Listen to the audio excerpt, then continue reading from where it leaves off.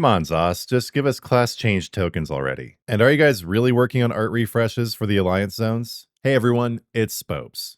Update 49 for the Elder Scrolls Online is out, and while it's brought some amazing changes to the game, what the update really points out is all the things in the game that have not yet changed. There are a lot of things we know are coming, but we don't know exactly when. And there are also lots of changes to the game that have been requested that at this point are more pie-in-the-sky pipe dreams, but we can still ask for them, right? In this video, I'm going to go through the top 10 improvements to the game that were not included in Update 49, but that we'd like to see in ESO Update 50. From the introduction of class change tokens to a complete refresh to character animations, I'm going to cover the changes that I've found to be the most commonly asked for within the community. Make sure to watch until the end, and then if I haven't covered the particular improvement or change that you want the most, make sure to leave it in the comments. Before we dive in, please make sure you subscribe to the channel. Please like and hype this video. And please support me by becoming a member of the Spopes Army, by checking out the merch below the video and on my 4th Wall page, and by leaving me a donation either on 4th Wall or below the video in the form of a super thanks. I really appreciate you supporting the channel. Now let's dive into the list. Right off the bat, the change that I've seen requested probably the most, and with increasing frequency over the last few months, is the introduction of a purchasable class change token within the Crown Store. As you can see, you can change your alliance, your appearance, your name, and your race, but you cannot change your base class. Why this is important is, say you really like the changes to the Dragon Knight that have rolled out in this update. You want to go ahead and get all 3 of the new Dragon Knight skill lines, but your character is a different base class. Even with subclassing, that means you can only pick up 2 of those skill lines on that character. So the only alternative is making a new character and starting from fresh. Personally, that's what I did, and that's my default approach when there's a new type of class or character or whatever that I want to try. But I can understand for people that have already maxed out their characters, they already have 20 characters, or they don't want to go through the whole leveling process again. Personally, leveling is my favorite part of the game, or one of them. So I really don't mind doing that, and I love making new characters with new themes and races, etc. At the same time, though, I can completely understand the desire to just have a token in the game that would allow you to change your base class. So say you're a sorcerer, you want to change your class to a Dragon Knight, you just be able to pick up one of these tokens in the shop, and then you'd be able to go to the character selection screen and change your character's class. I really don't see any downside to adding this to the shop. Most of the feedback I've seen is not people asking for this to be free or anything. They want to give Zos their money. So it would be a moneymaker for Zos, and it would be a big community win. So why there are not class change tokens yet is kind of confusing to me, honestly. Something else that is drastically needed in the game is a slider to control the intensity of VFX. This was addressed in the Week 2 PTS forum post for Update 49. Here's what the devs had to say. New VFX brightness and intensity. We have seen feedback related to the overall brightness, size, and intensity of the updated skills VFX. We are working on some sliders so you can better customize your experience and adjust the brightness and intensity of how your abilities and/or other players' abilities appear on your screen. This will not make it into Update 49, but we did want to let you know we're working on it, and we'll share more info when we have it. Now, this is something that has been in other games like Warframe for a really long time. And I'm really hoping when they roll out this feature, it won't just apply to skills, but also to pets and mounts. In the latest Crown Crates, a pet was added to the game that has basically broken visuals in the game for anyone within like a 20-meter radius of it. I thought, hey, looks like a cool pet, might as well pick it up, right? Wrong.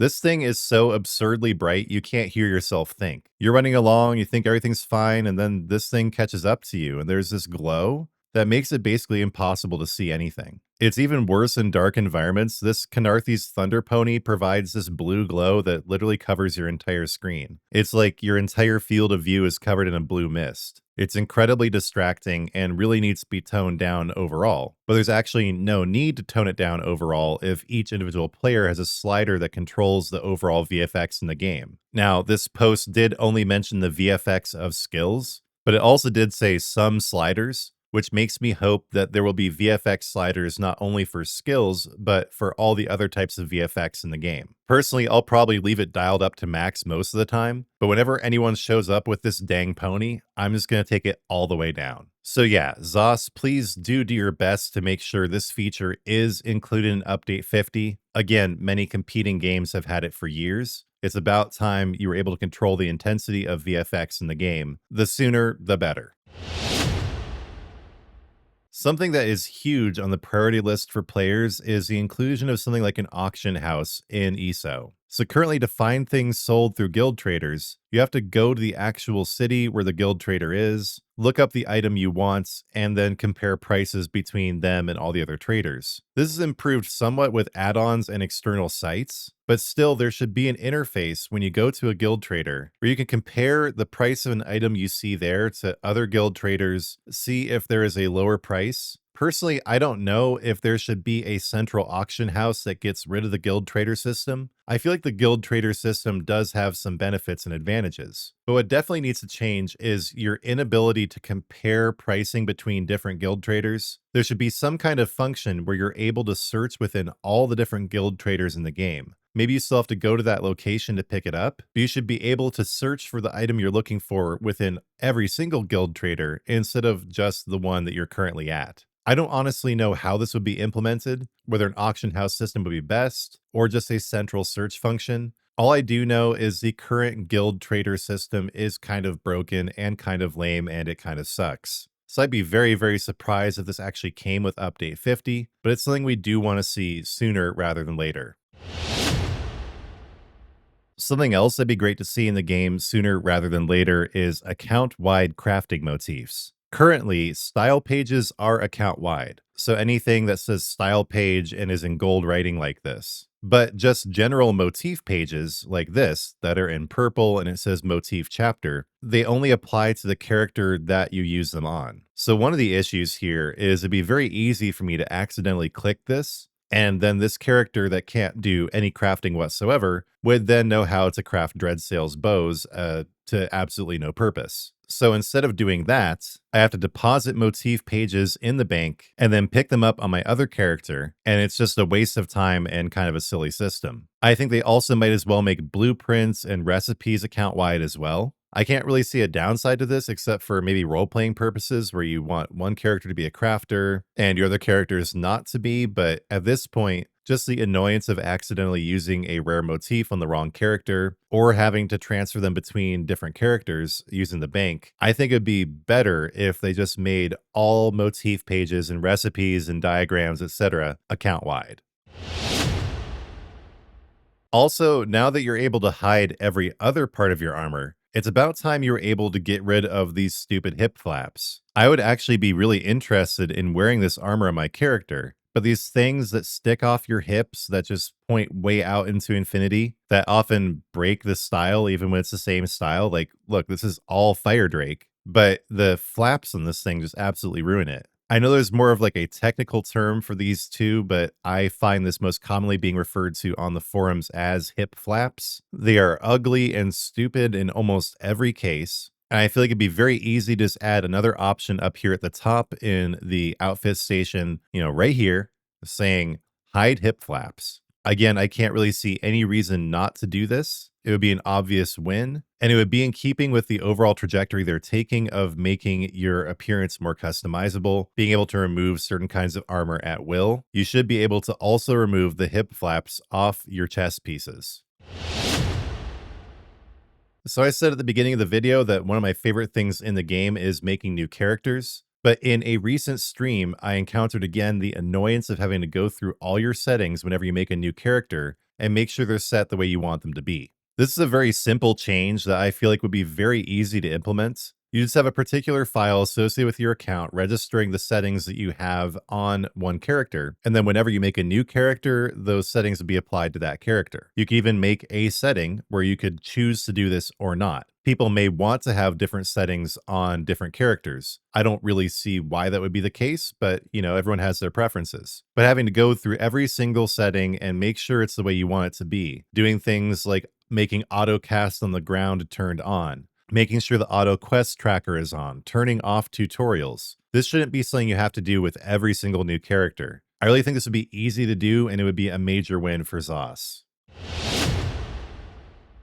There's a change I'd really like to request, especially for console players. ZOS, please add auto run functionality on console. Like, look at this. To be able to run, I have to hold down on the pad. I can't just run when I want to run. I have to hold down on the pad on the controller to be able to run. This is something that PC players have had since I believe the beginning of the game. Just the ability to just keep going in the direction you want to go once you start going in it. This is a small thing that would make a world of difference to console players. Please, Zos, just include auto run at some point in the near future. Other MMOs have auto run on console. There's no excuse for not doing this. I feel like it'd be a very easy feature to implement. Why it's not in the game already just completely boggles me, honestly.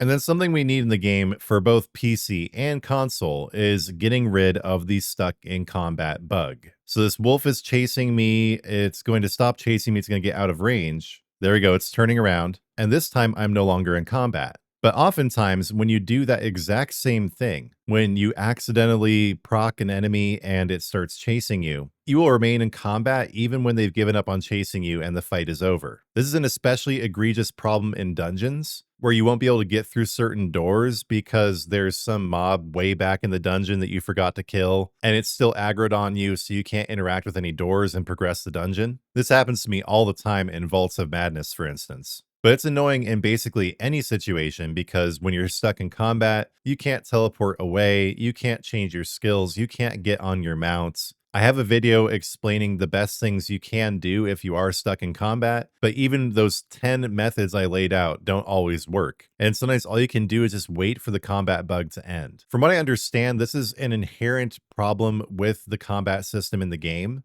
It would probably be very difficult to fix, but it's important to fix. As far as I'm aware, ESO is the only game that has this kind of problem, where even when you're not in combat anymore, it still says you are, and access to key functionalities of the game are blocked out. It's been 12 years, guys. It's high time we fix the stuck in combat bug. So this is more one of those pie in the sky pipe dream requests that I was talking about before, but can we please fix the freaking chicken legs? The character animations are so way behind all the rest of the visuals in the game. Nobody in the real world runs like that, even remotely, with your legs just flying up and down and your arms going back and forth like that. It doesn't look realistic at all. So for running, jumping, rolling, all of that, we could definitely use some improvements here. They've improved the animations for skills. Why not just change the whole way the character works? Like, do that thing they did with Gollum and just, get somebody in a suit and map an actual human body. Yeah, look at that. My legs are going so weird while I'm shooting this flame. They're going all sideways and janky. This is not right. So the base character model definitely needs a refresh. I don't know when this will possibly happen. It seems like it's probably a big project, but the way your character moves is one of the main things dating the game at this point. Definitely fix this whenever you can, Zos. And as I'm running around Auradon here, I am also reminded of the art refresh to the Alliance zones that was promised way back at the end of 2024. In a recent dev stream, the developers did confirm they're still working on this, but with no timeline as to when it's actually going to come out. So Auradon just looks old. It's my favorite zone in the game still, but it looks freaking dusty, man. Looks like it's been on the shelf for 12 years, which is exactly where it's been. Going over to Canarthy's Roost is a major juxtaposition. Around this time last year in 2025, they rolled out art refreshes to all of these starter islands. So that's here in Canarthy's Roost, also Betnik, Stros Mackay, Bleak Rock Isle, Balfoyen, and probably somewhere else that I'm forgetting. But these zones now look on par with the newest zones in the game. The lighting is improved, the textures are improved, everything about it is so much better. Auradon, Grotwood, Malleable Tor, Glenumbra, Rivenspire, they all need this treatment. They just look ugly in comparison. I know this feature is coming, but it's not coming soon enough for me. I need more news on the base Alliance Zone refreshes, when they're coming, how soon we can expect them, because I personally can't wait until Auradon looks as beautiful as Canarthy's Roost now does. All right, that does it for my top 10 asks for player experience improvements in Update 50 of The Elder Scrolls Online. Some of them are more realistic and reasonable than others, but all of them are things we do need in the game sooner rather than later. Below, please do comment if you have any other things you'd like to see improved in the game in Update 50 or beyond. I know I barely scratched the surface of people's complaints with the game. improvements and fixes you've been asking for sometimes more than a decade at this point. I'm very curious to know what I've missed, what you would like to see fixed in the game in Update 50 or at some point in the future. Definitely leave your comments below. And while you're at it, please do remember to subscribe to the channel if you haven't. Please like and hype the video. And I could really use your support by joining the Spopes army, picking up some merch, or leaving a donation. Thanks for watching, and as always, I am going to end with a prayer, but I do want to leave a note about praying before I jump into it. So I just want to point out that my prayers are not performative. This is not performance art. And it's not what's talked about in Matthew 6, where people are praying loudly and conspicuously on street corners so that people will notice them and think they're pious. I just genuinely credit every good thing in my life to Jesus Christ. I am filled with gratitude, and I want to share that gratitude. I want to express it publicly. Not so that I'll get attention or that I will receive the praise of man, but because I have a platform to do it, and I want to give that glory to God. I've been getting a lot of flack recently with people trying to quote scripture at me, saying that I shouldn't be praying in public, people saying that I'm just trying to perform to get clicks and views and everything. That is not true. I just started praying my videos out of a genuine outpouring of gratitude and love for God. And it's rare. It's something you don't see very often. And so I want to keep doing it as a way to keep God in the gaming space. I just wanted to address some of the flack I've been getting recently about this. I'd really appreciate if people just got off my back about me praying. I understand people who are atheists and I guess hate God getting mad at me for praying. That's probably never going to stop. But if you're Christian and you're getting on my case for praying, just please let go and just let me pray. I'd really appreciate it. All these negative comments about my praying, please just keep them to yourselves. It's just getting annoying at this point. But anyway, on with the prayer. Lord, thank you for making it possible for me to make this video today. Thank you for all the changes that have come recently in ESO. Lord, I just ask that you empower the team at ZOS to continue making excellent changes to the game, to improve it, to make it better as the years go on. Lord, specifically, I ask that you give them supernatural speed in producing the art refreshes to the Alliance zones. I just want to run around Auradon in its full beauty and glory, optimized for the 2020s and for newer systems. And Lord, I thank you for my community. I thank you for my channel. I give all glory to you, Lord, for the video and for the channel. I just ask for those who are confused about my prayers that you open their eyes. You help them see that I just love you, Lord, and I want to share that. Not that I'm seeking attention or that people will think I'm pious, but just that I love you, Lord, and that I want to share that love. Please bless everyone in my community. Help anyone who is struggling to follow in the footsteps of Jesus, make their burden light, bring them to you. And also, Lord, bring to you all those recently departed, take them to your side. Lord, in your mercy, hear our prayer.